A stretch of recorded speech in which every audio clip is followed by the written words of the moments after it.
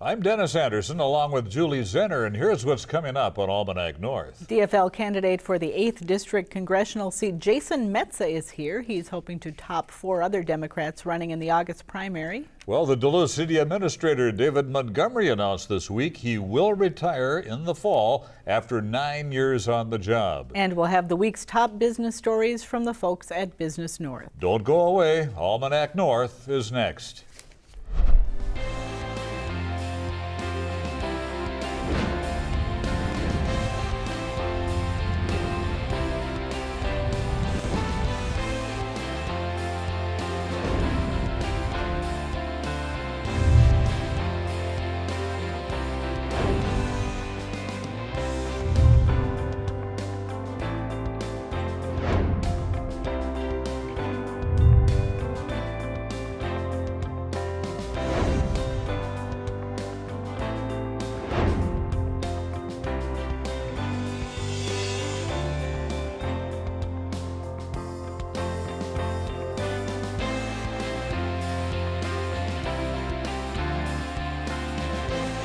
Hello again and welcome to Almanac North. Thank you very much for watching. And Julie, the political season is starting to heat up along with the weather. It sure is. It'll be no time at all before the primaries. So yes, that's for sure. And speaking of politics, we do have a candidate to talk with tonight. Yes, we do. Thanks, Denny. Minnesota Democrats decided not to endorse an 8th congressional district candidate at their spring convention. That opened the door for a large group of DFLers to throw their hats in the ring in August for the primary.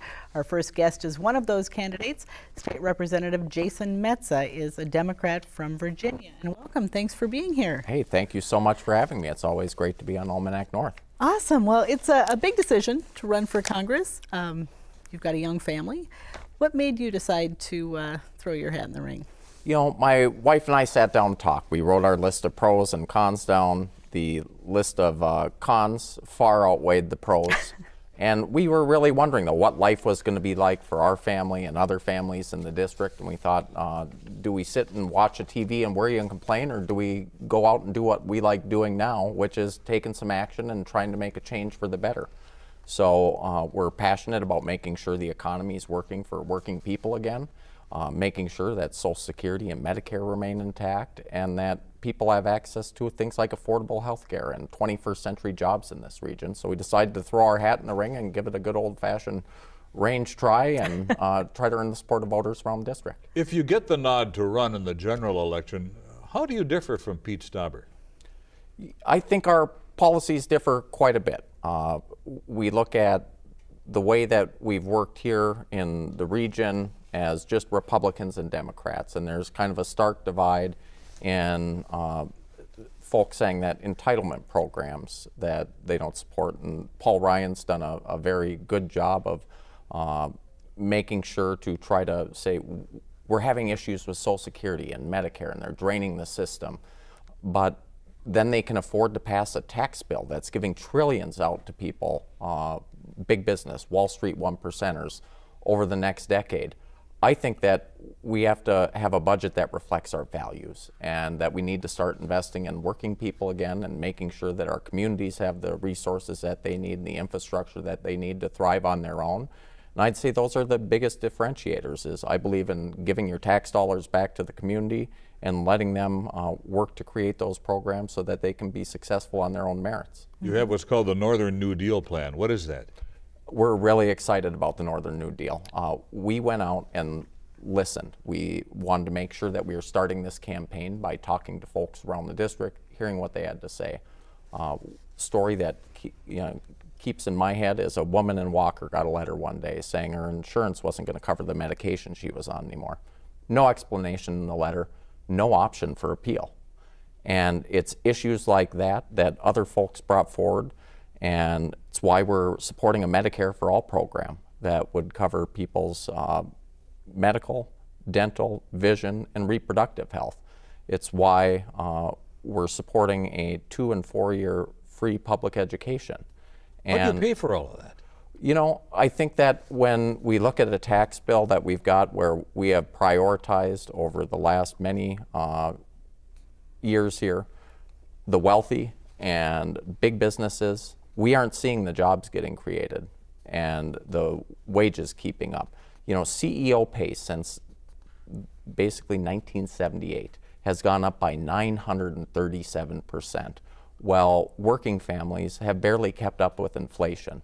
There's something wrong with that model, and we need to address that and put the money back into the working families. So would you roll back the Trump tax cuts, or have different tax cuts? Would you raise people's taxes? What would you do? So I think we need to hold businesses accountable. And if they're getting a benefit with the idea of creating jobs or something like that, we need to have a tax system that's fair. And those are kind of the main things that have always driven me as a legislator, is fairness, accountability, and responsibility. We need to make sure that we aren't prioritizing things that aren't going to have a return on investment. Early childhood education, for example. We're one of the only countries without early childhood education. And we know that the money we put into 3 to 5 year olds has, for every $1 we put in, a $7 return on investment.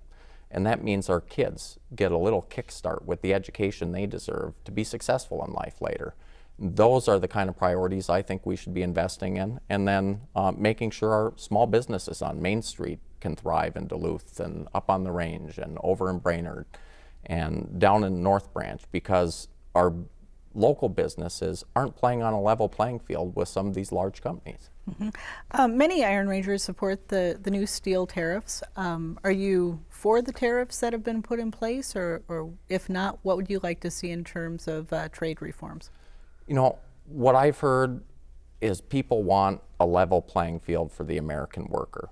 And when we caught the cheaters with China a few years back, there was a 935% tariff. And a 25% tariff just across the board doesn't seem like it was calculated to address an issue. What I've heard from the workforce is they may be supportive of tariffs, but most people are supportive of a level playing field so that they can go out and compete. And Minnesota workers are some of the hardest workers out there, and we can give them that fair playing field and look at those. You've got 25 to 30 empty storefronts in the city of Virginia, your town. Does mining need a kick? Do you want to grow mining? Does mining need to move beyond where it is now? You know, we've seen that we need to do a better job of investing. One of the things that I've been proposing as part of our Northern New Deal is actually a federal tax that would be on natural resources, so that we could have 21st century job investment here, because once the resource is gone, it's gone. And we need to make sure that we're holding the companies accountable, similar to how we do at the IRRB, and then getting that money back out to the communities so that they can put the investments in their community, in the infrastructure they need, and other projects that they can have so that they're successful. So you're in favor of expanding mining? I am in favor of making sure we have a current thriving industry. For the last 100+ years, we've done a great job of mining well, and I think that we can do that. But we also need to focus on creating new 21st century jobs for our kids to have. Mm-hmm. Copper nickel mining? I think that if we look at any type of mining, I believe in process. And we have a rich history of making sure that we have stewardship and that we're leaving things a little better for our kids than we found them. In Virginia, for example, we get our drinking water from a reclaimed mine pit, and that's a daily testament as to why our grandparents and parents that worked in those mines could be proud, because they left something to us that could be used again. Mm-hmm. And I think it's our obligation to do that. I'm type of guy that likes to roll up my sleeves and work hard and put my money where my mouth is. If we work hard on making the investments we need to into our wastewater infrastructure and into places like the NRI right here in Hermantown, we can have the new technologies that we need to make sure that we can pass off resources to our children that are a little better than we found them. Mm-hmm. There's been a shift occurring nationally in the Democratic Party, with kind of the Bernie Sanders wing of Democratic Socialists really bubbling to the top. Where do you put yourself on the spectrum of Democrats? I would say, you know, overall, I've always done just what I thought was right by my community and my constituents as a politician. I'm a DFLer through and through. I believe in a lot of the things that we set out to do as a party, which is invest in making sure that our seniors' Social Security, Medicare, and Medicaid is available to them. A promise made is a promise kept. And at the same time, I believe in standing up to our party when I don't think they're right, and to be an independent voice. And I think that's what this district has been sending to Washington, is someone who will stand up for what's right and carry on the values of the district versus what might be popular in the moment. So what's your take on right-to-work laws? I am vehemently opposed to right-to-work laws. Collective bargaining and unionization gave us the weekend. It gave us the opportunity to have workplace protections, to fight for things like health care in the contract. Our steel workers from up on the range are very, very proud of being the first collective bargaining unit to have health care in a contract. And we need to be fighting to strengthen our collective bargaining laws versus getting rid of them.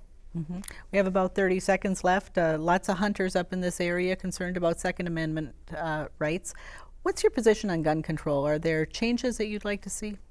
I believe that we should have a universal background check system. I've been a gun owner and hunter my whole life, but I don't think that a domestic abuser here in Minnesota should be able to cross the border into Wisconsin and purchase a weapon that they shouldn't be able to have access to and come back and hurt a partner with it. And so a universal background check is something I think a majority of constituents would agree is a very good step in the right direction to make sure that we're keeping people safe. So you're going to be pretty busy in the next couple of weeks? We're excited. We're out working hard, getting our Northern New Deal out there to talk about, Medicare for all, 2- and 4-year college being free, which will hopefully resonate well with our students here who are paying their mortgage debt off over 20 years versus people like my dad who are able to pay for their school in a summer working, and to make sure that we're focusing on creating 21st century job opportunities for the next generation of workers in this district. All right, Representative Jason Metsa, thanks for coming in. No, thank you for having me. Thank you very much. Appreciate it.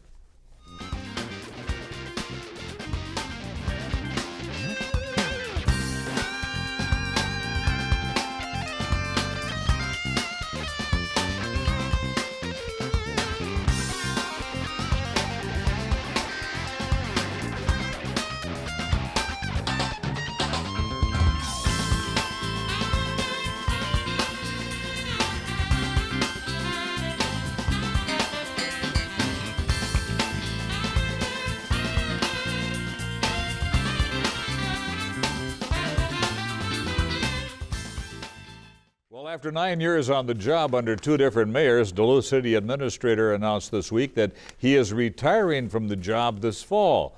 The role of the city administrator is to manage the day-to-day operations of the city, working the various department heads.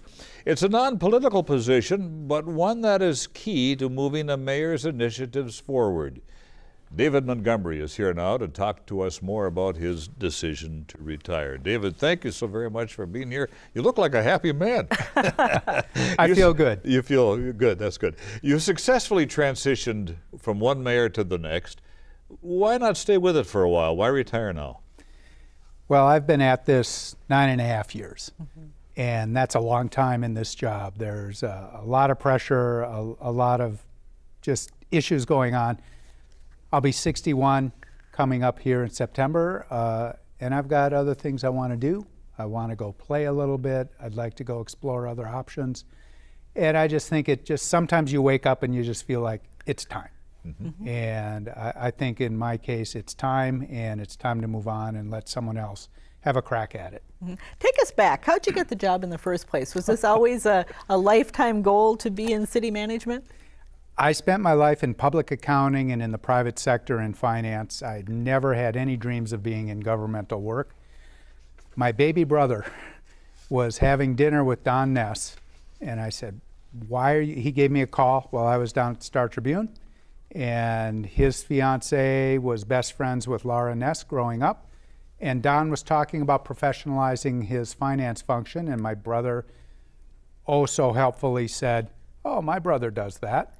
So that led to conversations and phone calls and discussions and job interviews, and I was finishing at the Star Tribune and looking for an opportunity to get back up here. on a full-time basis, and it just seemed like a real interesting opportunity, and Don was very persuasive. And I liked from him the idea of he wants to get things done. He doesn't want to kick the can down the road. And so from that standpoint, I think we meshed real well. And I joined the city, and from there, it just went from there. And you entered at a time, 2009, when the country and the community were still kind of getting back on their feet after the recession. What did it take to get the city moving in the right direction? Well, my focus initially was solidifying the financial underpinnings of the city. Really boring stuff people don't get excited about, but it was about, we had just recently had a negative fund balance. We had difficulties with budgets, so we made some difficult decisions budgetarily. We just focused on our financial underpinnings, and we worked to improve our fund balance, improve our budgetary situation, enhance our bond rating. And this was all during those kind of difficult Pawlenty years of unallotments of LGA. And we just rolled up our sleeves and made some real hard decisions. And that's what I really appreciated about Don, was the support, and I have the same support with Emily, of the willingness to make those hard decisions. And by doing that, we improve the financial structure, which is all real boring stuff, but it allows the city to do those other things, those other aspirational things that mayors like to do and the city wants to accomplish. And that was a big accomplishment. So, David, where does the city sit financially today then compared with, say, 9 years ago? Well, 9 years ago, just before I got there, the fund balance was a negative $1.7 million. Our fund balance today is somewhere in the range of $13 million. Our community investment trust is solidly improved up to something like $25 million. We have a budget that's balanced every year over the last 9 years. We managed to balance the budget and achieve what we could in the face of rising costs and reduced state funding for LGAs. So I think we're in a much, much better situation. Our bond rating is improved. We're just solidly positioned to go forward and take on those initiatives that we're looking to take on so we can accomplish the things that need to be done here. Will you help search now for a new city administrator? Yeah, I've told Mayor Larson that I obviously will offer my thoughts, but it's her choice. It's going to be someone that fits what she's looking for as she continues forward into potentially a second term. But I will certainly offer my thoughts on what I think would be good for her.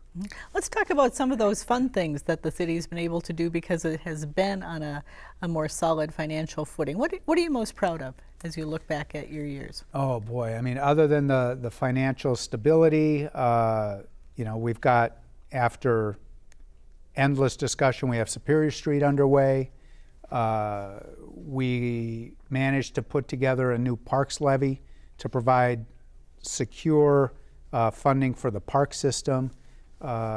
We solved the Spirit Mountain. We were able to get a new water system up to Spirit Mountain.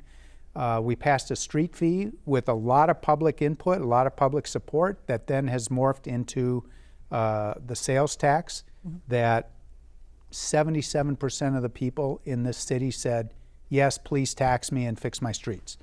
We're working to get that done. The district energy system is a huge interest for me, that we've got that, the funding for the district energy modernization, conversion to hot water, that's going to be a huge stabilizer for downtown and enhancement. All sorts of development projects, Maurice's, the North Shore, Cirrus. During the downturn, Cirrus was in huge trouble, that we worked with them through the recession and then in their new facility. So AAR, bringing AAR here up at the old maintenance facility, the old Northwest facility. So there's been so many different things that we've worked on, and I just played a small part in all that. I mean, the people that really made that go were my directors, my managers, staff, hardworking employees, 800 and some employees that have done a tremendous job in bringing about a lot of these changes. In addition to all of that, plus you must meet regularly with city department heads. meeting with the department heads at all the time, meeting with our partners, the county. We've got a much better relationship with the county, working with the business community, working with the neighborhoods, and addressing their issues and concerns. It's a busy role. There's a lot that goes on, a lot of juggling that has to happen. And my job is to just try to problem solve, get people to look at new ways of looking at things. I think one of the things internally I'm really proud of is we instituted a way of looking at customer service. We came up with this Own It, Solve It program that was, when a problem lands on your desk, you don't pass it off. You look at it, you deal with it, you solve it. And I think from a customer service standpoint, that's made great strides for the city and for the citizens of this community. Mm-hmm. You mentioned that you might be exploring some other options as you leave here. Any ideas what you might want to do if you take on maybe another career in retirement? Or well, there's a number of things I'm thinking about. I don't have anything specifically in mind. I'm a genealogist. I like doing family genealogy, and this will allow me a little bit of time to really explore that. I'd like to do something completely different, and explore some line of work, probably on a part-time or project basis, that sort of tasks me in a different way than what I've been doing through this career and my prior finance career. And I don't know what that is yet, but I want to just take the time to go explore that. I've been fortunate. I've worked hard. I'm in a position where I can do some of that, and I'm really looking forward to just exploring some of those options and finding something fun and interesting to do, and hopefully continue to give back to this community in some way that I think my role here in 9.5 years is sort of done. It sounds like you plan to stay in Duluth? Plan on staying in Duluth. I sort of commute back and forth between Duluth and in the Twin Cities. My fiance lives in the Twin Cities. We'll be getting married soon, and we'll continue to figure out that here-there combination and do some of that work, and we'll find that out. Sounds like you've got some great plans coming up. A lot of plans. I'll be plenty busy. Okay. David Montgomery, City Administrator, thank you. All the best. Thanks. Appreciate Thank you very much. Thank you. thank you.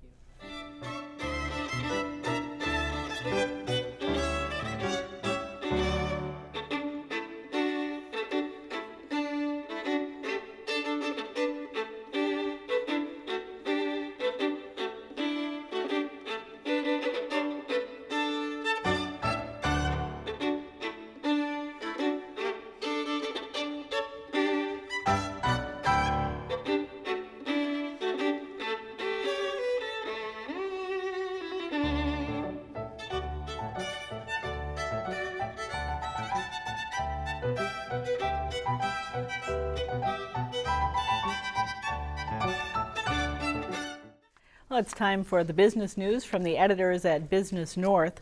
ERP Iron Ore has filed for bankruptcy protection just 3 years after a predecessor company declared bankruptcy. ERP was trying to resurrect Magnetation's mining operation. Its assets include West Range plants where raw ore is recovered from old taconite tailings, and an Indiana plant where the ore is processed into pellets.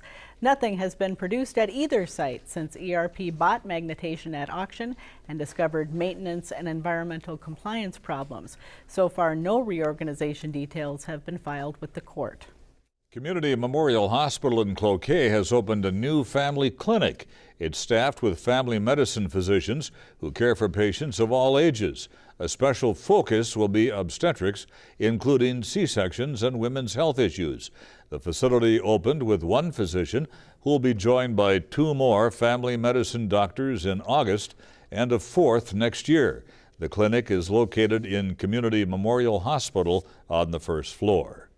Members Cooperative Credit Union has announced a new initiative to finance tiny homes, which have gained popularity in recent years. Priced from about $40,000 to $100,000, diminutive houses are one of the newest and most inquired about housing options. They are popular as a reduced footprint housing option for young homebuyers, a low-cost option for snowbirds, and an affordable housing option for those in financial need. MCCU has also launched discussions with local municipalities that are interested in adapting building and zoning codes to allow the small homes. For more on these and other stories, visit businessnorth.com. If you have a comment on the show, call now, dial 218-788-2849 to leave a message, or send an email to almanacnorth@wdse.org, and visit the WDSE website for the latest on our program schedule, news about your favorite PBS shows, and upcoming events at the station. Now finally tonight we have some images from a popular annual event on the Gunflint Trail in far northeastern Minnesota. The 41st annual Gunflint Trail canoe races were held on Wednesday. The event is a fundraiser at Gunflint Lodge with a long-distance race and many age and gender races. Proceeds go to help support the Gunflint Trail Volunteer Fire Department. One of the highlights is gunnel pumping, where competitors propel their canoe forward by standing on the canoe's gunnels and pumping up and down with their legs. Something to see or try. And Julie, that is one of those local events that everyone should see or even try at least once. I think I'm going to try that on the Brule River this weekend. And don't forget the Lumberjack World Championships going on in Hayward, Wisconsin this weekend. For Julie and the crew here at WDSE, I'm Dennis Anderson. Have a great weekend. Good night, everybody, and be kind.